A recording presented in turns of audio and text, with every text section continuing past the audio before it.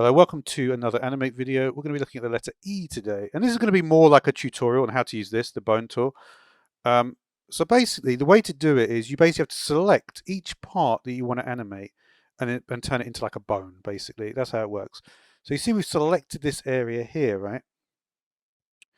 Then what I can do is when we hover over here, you see we get a little black, sort of, you see it's white there and it goes black when we're in an area where we can do it. And basically we need to say what is like the bone of the shape. So in this shape, it's kind of obvious, right? We can just draw that shape. And then you can see we've got an armature. And that armature, and the scale of the armature is basically that area that I've drawn. It draws the shape from the selection, right? So for example, again, if we take another selection, say here, we don't want to. I'm not sure what happens if you override it, but we're not going to find that out yet. And then we do a bone tool here. What we should do again, you see there we've got another selection, right? All right, so let's do, and this is basically how you create multiple armatures. And I think this is kind of like this is all very basic. There's like a lot more to go into this. You can also, by the way, do if you drag from here, you can do like multiple ones. All right, so we have the top armature.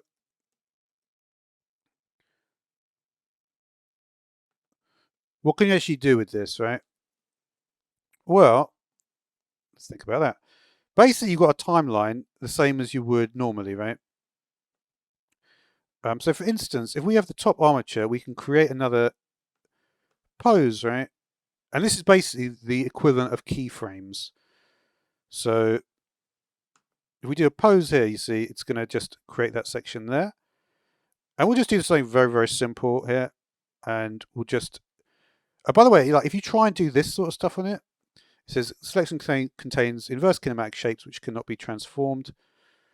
And you don't get much here, it looks like. So it's like you really have to do everything within the constraints of the tool, right? But what we can do is we could, for instance, you see we can rotate around that point. I think like the first point is always the key rotation point. So it's like you don't really, it's like the hinge sort of thing. Although, let me just see if I try and move this one. Yeah, it will always just take the hinge point. So I wonder what happens if we do that. Will that work? Yeah, so it will just hinge around, right?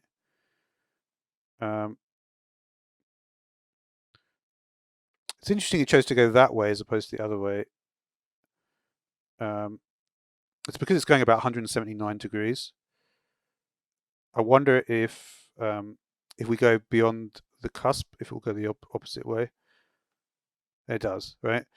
So basically, it's always, yeah, finding the shortest path is kind of like quite straightforward for it, it looks like. Let's do a pose here and one here.